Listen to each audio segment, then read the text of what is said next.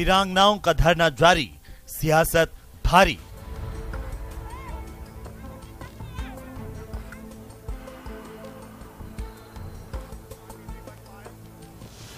BJP सांसद doctor Kirodilal Meena की अगुवाई में धरना।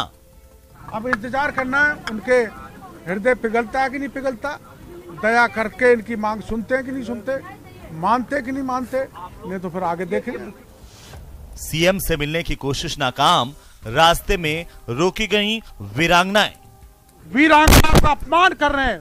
वीरांगना का अपमान केवल राजस्थान नहीं, पूरा देश बर्दाश्त नहीं करेगा। डॉक्टर किरोड़ी ने कहा, जब तक मांगे पूरी नहीं होंगी तब तक धरना खत्म नहीं होगा। सीधी उंगली नहीं, पूरी तरह से टेढ़ी उंगली करेंगे तो ये भी तीनों जानती हैं, घी को निकाल लेंगे। मैं कह रहा हूं घी निकाल के जाएंगे। सीएम गहलोत का आरोप, बीजेपी ने रक्षा मंत्री को दी गलत जानकारी।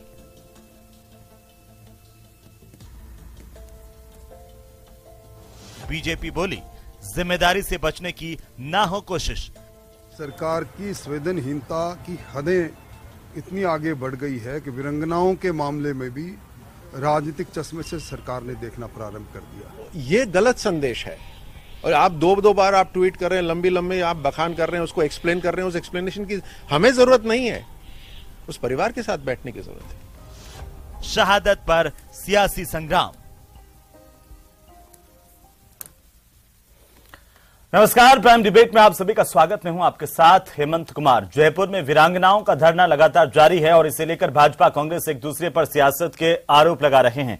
तो वहीं वीरांगनाओं ने अपनी मांगों को लेकर के सीएम आवास की तरफ एक बार फिर से आज कूच किया, लेकिन पुलिस ने उन्हें रास्ते में ही रोक दिया। इन सब के बीच मुख्यमंत्री अशोक गहलोत ने फिर से यह साफ किया है कि वीरांगनाओं का हम पूरा सम्मान करते हैं, सभी उचित मांगों को सरकार ने नियमों के अनुसार पूरा किया है। लेकिन बीजेपी का आरोप है कि सड़क पर वीरांगनाओं को उतरना पड़ा, इससे ज्यादा शर्मनाक कुछ नहीं हो सकता है। फिलहाल शहादत पर सियासत जारी और इसी को लेकर आज हम सबसे बड़ी चर्चा करेंगे, लेकिन पहले एक नजर डालते हैं आज के महत्वपूर्ण सवालों पर।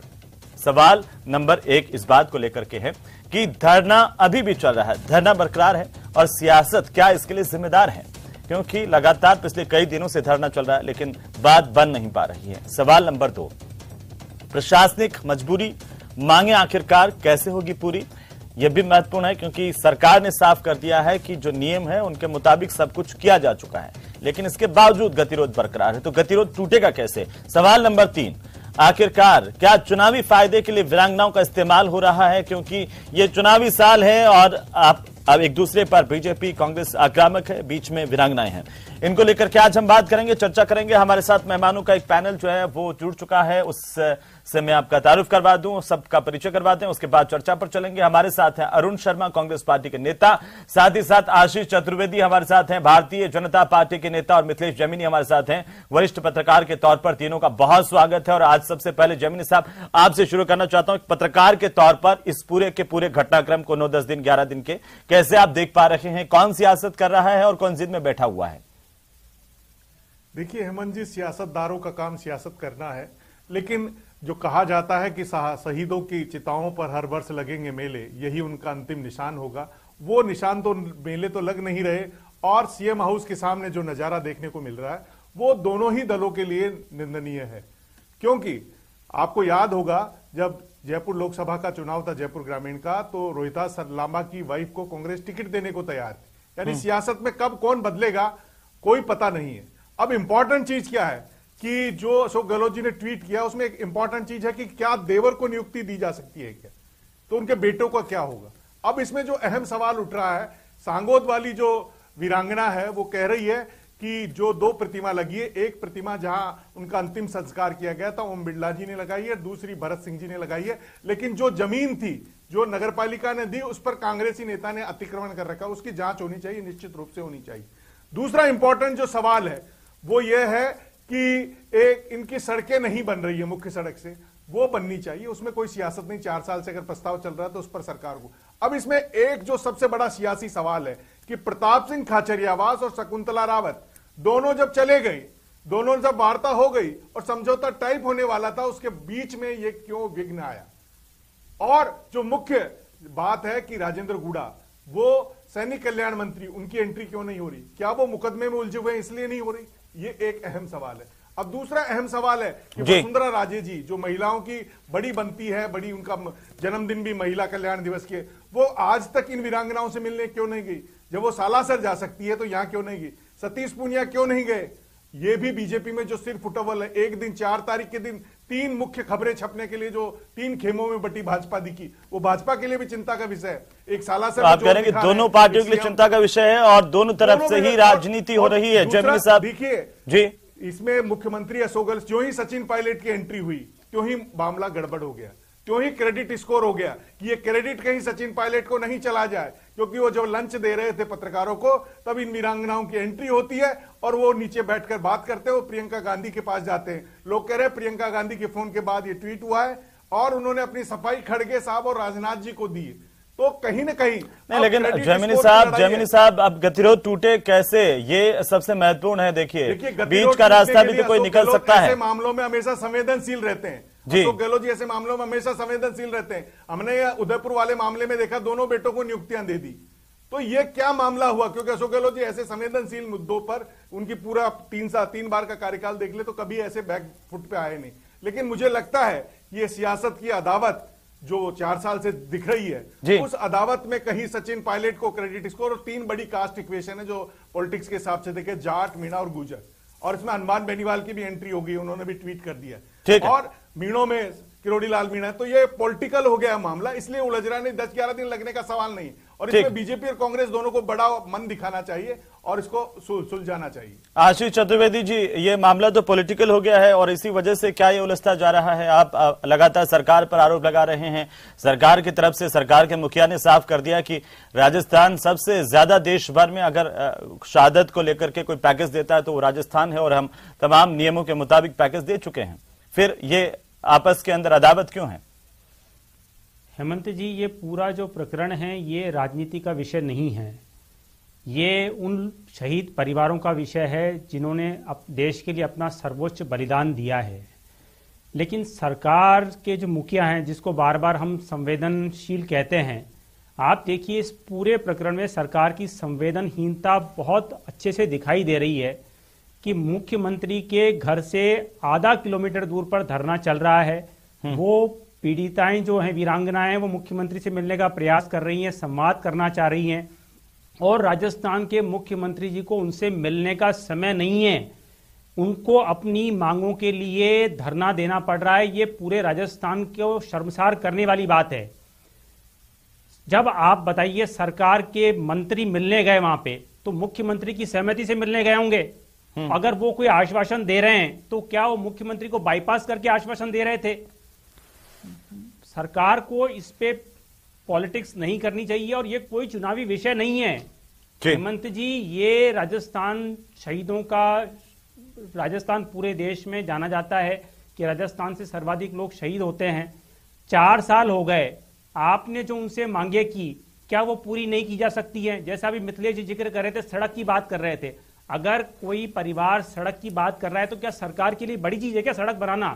क्या शहीदों के लिए स्मारक बनाना कोई बड़ी चीज है क्या? अगर वो किसी जगह पर मूर्ति लगाने की बात कर रहे हैं तो सरकार को तुरंत उसमें हामी भरनी चाहिए। अगर सरकार की राजनीतिक इच्छा शक्ति हो तो कोई प्रावधान बीच में नहीं आता है। सरकार को समाधान की तरफ बढ़ना चाहिए और अतिशीघ्र इस पूरी, सरकार ने तो मना नहीं किया है ना आशीष जी, सरकार ने तो सड़क बनाने से मना नहीं किया है। सरकार के मंत्रियों ने भी कहा कि ये तो छोटी बात है, वो कह रहे हैं 4 साल। हेमंत जी, 4 साल हो गए, वो कह रहे हैं हम 4 साल हो गए। आपके मंत्री वहां शहीद जब अंतिम संस्कार किया तब वादे किए गए। अभी आपके सरकार के 2 मंत्री वहां मिलने गए तब वादे किए गए। लगातार वादे पे वादे किए जा रहे हैं लेकिन वादे पूरे नहीं हो रहे हैं। लेकिन मुख्यमंत्री तो कह रहे हैं कि आप जो है बीजेपी के नेताओं ने रक्षा मंत्री को भी इस मामले में गलत जानकारी दी, गुमराह किया। देखिए, मुझे लगता है मुख्यमंत्री जी पूरे प्रदेश की जनता को गुमराह कर रहे हैं। हेमंत जी, कोई किसी को गुमराह नहीं कर रहा है। आपके मंत्री वादे करके आते हैं।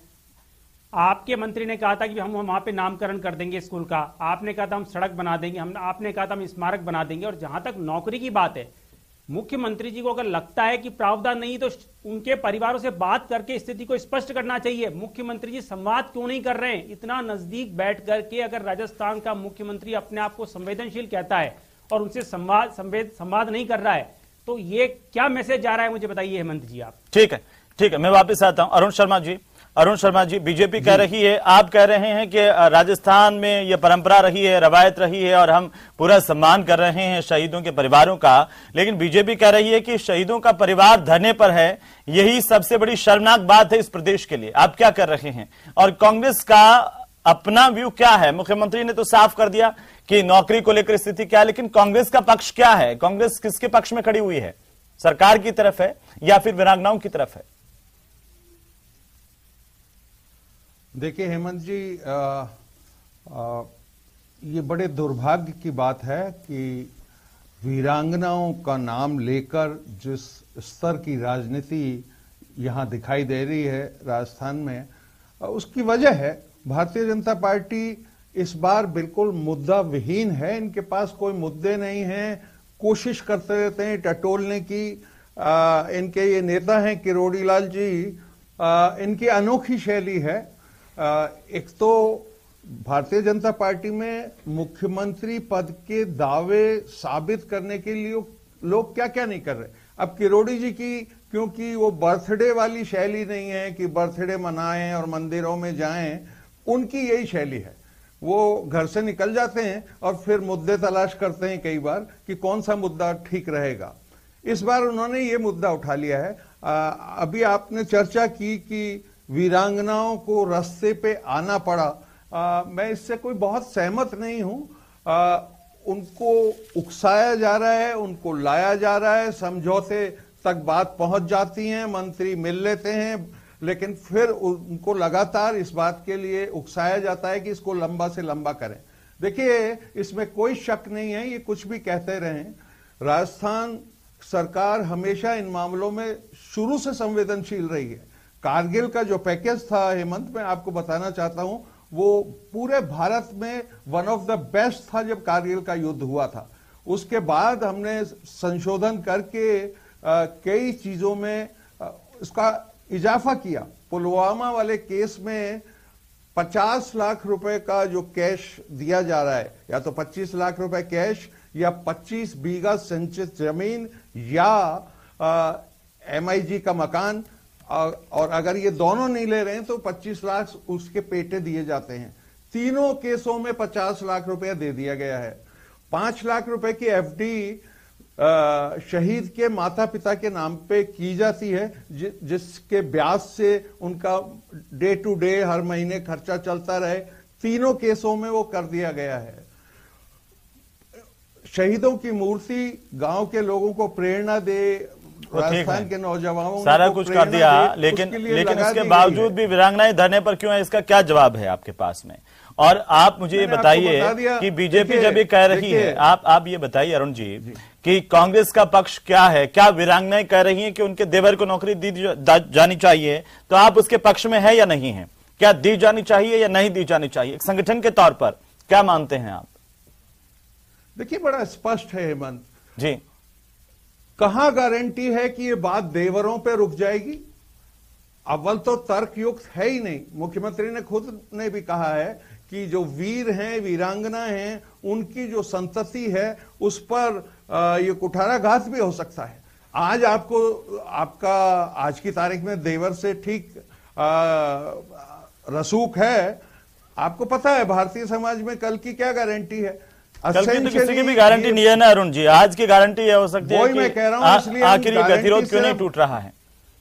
हेमंत जी, गारंटी हम वीरांगना के बच्चों को देते हैं, वही प्रावधान है। ऑल इंडिया में प्रावधान है, उत्तर प्रदेश में भी एक। लेकिन वीरांगनाएं कह रही हैं कि हम अपने पति के बेटे किसको नौकरी दिलवाएं, ये अगर हम चाहती हैं तो सरकार क्यों नहीं मान लेती है? मेरा सवाल इसलिए था कि आप वीरांगनाओं की बात मानने के पक्ष में हैं या सरकार की बात के पक्ष में हैं कि जो नियम है उसी अनुसार होना चाहिए? देखिए हेमंत, अगर ये प्रावधानों में इस तरीके से छेड़छाड़ की जाए, क्या गारंटी है कि ये देवरों पे बात रुक जाएगी? नहीं, सुनिए ना सर, अरुण जी बारिश करेगा जी, कोई भतीजे के लिए सिफारिश करेगा। ठीक है अरुण जी, बहुत क्लियर है इस मामले में अरुण जी। हाँ ठीक है ना, ये समझ में आ गया ना कि कांग्रेस का पक्ष इसमें क्लियर है। आज हमने सवाल पूछा दर्शकों से कि चुनावी फायदे के लिए क्या वीरांगनाओं का इस्तेमाल हो रहा है, तो 83% लोगों ने कहा कि हाँ ये चुनावी साल है और इसीलिए वीरांगनाओं की याद आ रही है और राजनीतिक दल उनका इस्तेमाल कर रहे हैं। लेकिन आशीष चतुर्वेदी जी, कांग्रेस का पक्ष तो आपने सुना, वो कह रहे हैं कि जो नियमों के अनुसार है वही तो हो रहा है और वही हुआ है, हमने उससे इनकार कब किया है। लेकिन आप उनको उकसा रहे हैं, वीरांगनाओं का इस्तेमाल कर रहे हैं। क्या चुनावी साल है इसीलिए वीरांगनाओं की याद आई है?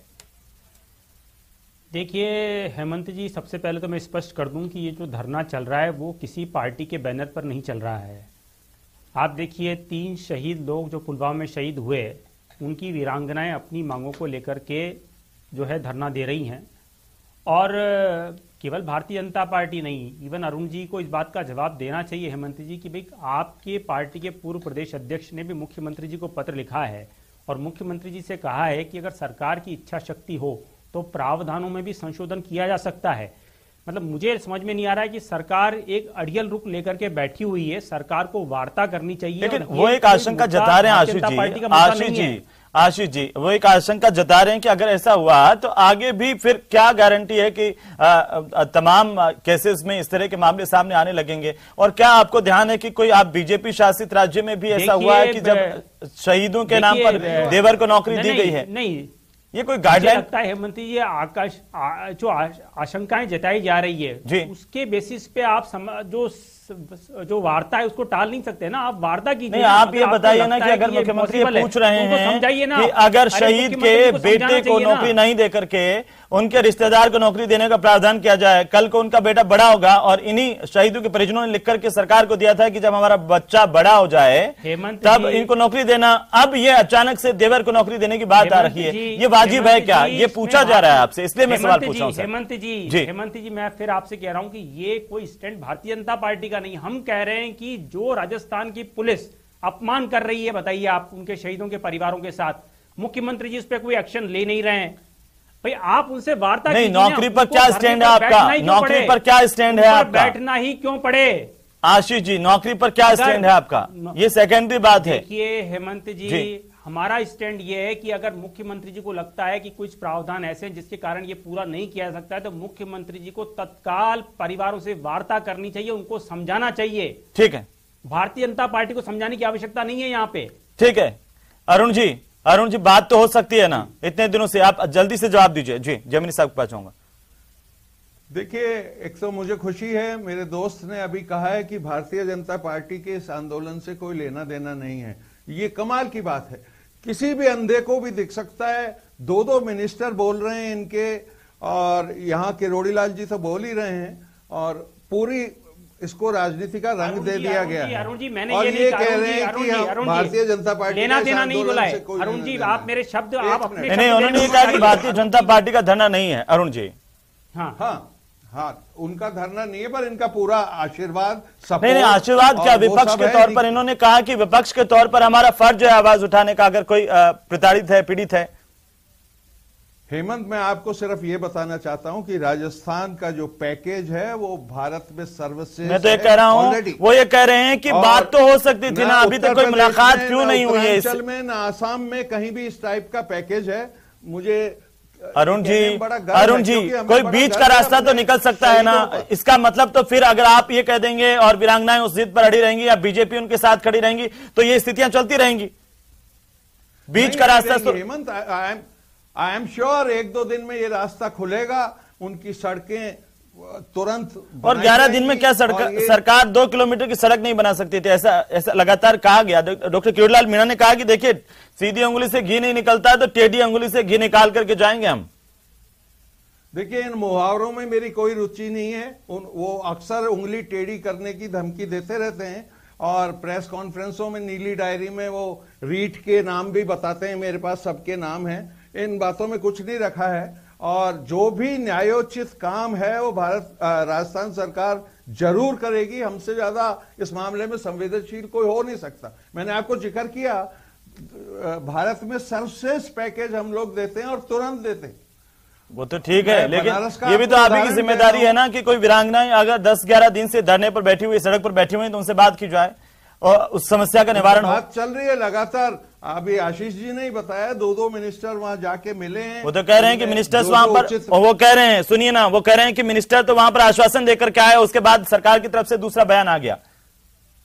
नहीं, जो भी उचित मांगे हैं उन पे मिनिस्टर प्रताप सिंह खाचरियावास ने ओपनली कहा है। मैं कह रहा हूं कि आप ही के नेताओं ने कहा, सचिन पायलट ने कहा कि चाहे कुछ भी हो, आउटराइट जाकर के भी करना पड़े तो करना चाहिए सरकार को।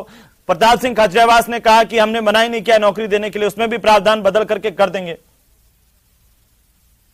नहीं, देखिए, सरकार तो हेमंत जी, सरकार नियमों से चलती है।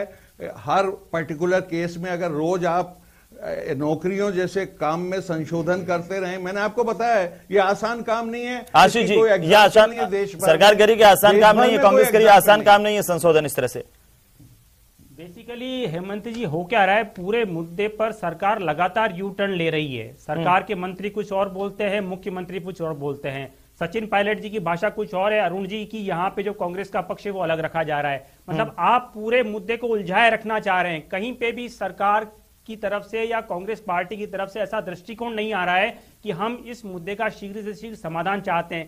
भाई आपको ये देखना चाहिए अल्टीमेटली कितनी शर्मनाक बात है कि 3 वीरांगनाएं बैठी हुई है, पूरे राजस्थान के लिए शर्मसार बात है। आप देखिए, और सरकार की तरफ से कोई प्रयास नहीं हो रहा है, आप उलझा रहे हैं। मतलब वो कह रहे हैं कि प्रयास हो रहा है ना, सरकार के मंत्री लगातार बात करके आए हैं, लेकिन आप बीच में राजनीति करते हैं। वो कह रहे हैं कि आप बीजेपी बीच में राजनीति कर रही है, उकसा रही है वीरांगनाओं को। आप सीधे वार्ता कीजिए ना, भारतीय जनता पार्टी कहां बीच में, मुख्यमंत्री जी बुलाएं उनको। जमीनी साहब क्या चुनावी साल है, इसीलिए ये तमाम जो है वो वीरांगनाओं की याद आ रही है। और आप कैसे देख रहे हैं, दोनों के पक्षों को आपने सुना है, क्या कोई बीच का रास्ता अब तक नहीं निकलना चाहिए था? देखिए, बीच का रास्ता निकल जाए, लेकिन जब सियासतदार सियासत छोड़ दे, क्योंकि दोनों को वोट चाहिए और तीनों बड़ी कास्ट से हैं, और उस कास्ट फैक्टर को भुलाने के लिए ये सब कुछ हो रहा है। आप बताइए, देवर को नौकरी दे दी तो उसके बच्चों का क्या होगा? ये मुख्यमंत्री अशोक गहलोत का वाजिब पॉइंट है, इसमें कोई शक शुबा नहीं है, और किसी भी स्टेट में नहीं है, इसमें शक शुबा नहीं है। क्योंकि आप कल देवर के बच्चे बड़े होंगे तो क्या उन बच्चों की गारंटी सोशल सिक्योरिटी की? अब ये कह रहे साहब हम एफिडेविट दे देते हैं कि ये हमारे घर का लालन पालन करेगा। इस देश में इतने ईमानदार और सत्याग्रही देवर कहां है? अब कोई लक्ष्मण तो रहे नहीं। तो इसलिए ये तो अशोक गहलोत की बात जायज है और कानूनन भी सत्य है कि अनुकंपा नियुक्ति का एक ही नियम है, चाहे विधवा का हो चाहे वीरांगनाओं का हो, या तो वो स्वयं या उसके बच्चों को दी जानी चाहिए नौकरी। और ये सच भी है, क्योंकि हमने देखा है कई मामलों में कि वो बुजुर्ग माँ बापों का अंतिम संस्कार करने तक नहीं आते। बिल्कुल, एक एक शब्द की संक्षेप में टिप्पणी मैं माफी चाहता हूं जमीनी साहब, लेकिन आशीष जी ये बहुत महत्वपूर्ण बात कही जमीनी जी ने, बिल्कुल संक्षेप में। इत्तेफाक रखते हैं इससे आप? नहीं, देखिए जैमिनी जी बहुत वरिष्ठ पत्रकार हैं, हम ये नहीं कह रहे हैं कि प्रावधान नहीं है, लेकिन अगर कोई विशेष स्थिति में सरकार कर सकती है तो सरकार को इनकी मांगों पे विचार करना चाहिए। आप ये सीधा सीधा बताइए कि सरकार को कानून के ऊपर रहना चाहिए या इसमें बदलाव कर देना चाहिए? आपकी बात क्या है, आपकी मंशा क्या है? क्योंकि ये तो आगे आने वाले दिनों में आपके सामने भी आएगी। नहीं हेमंत जी, ये जो डिसीजन होते हैं सरकार केस टू केस बेसिस पे लेकर के कर सकती है। ठीक है अरुण शर्मा जी, सरकार कर सकती है, वो क्या करना चाहिए और क्यों नहीं हो रहा, बिल्कुल संक्षेप में करेगी सरकार? देखिए, मैं तो फिर यही कह रहा हूं कि इनको ये ऐसे मामलों में, जब देश के शहीदों का मामला हो, तुच्छ राजनीति छोड़ देनी चाहिए जो इन्होंने फुल फ्लैश की हुई है, और कोई और मुद्दे ढूंढने चाहिए। रोज मिलते हैं इनको मुद्दे, लेकिन शहीदों की वीरांगनाओं का धरना तो टूटना चाहिए, इस पर भी तो सरकार को सोचना चाहिए। जी हेमंत कुमार जी, पक्का टूटेगा, अगले 2 दिन में इस बात का इंतजार है। 2 दिन भी क्यों 2 दिन भी सर, हो सके तो जल्दी से जल्दी ये गतिरोध खत्म होना चाहिए। बहुत शुक्रिया, फिलहाल उम्मीद करते हैं कि जल्द ही ये गतिरोध टूट जाएगा। हालांकि सियासत को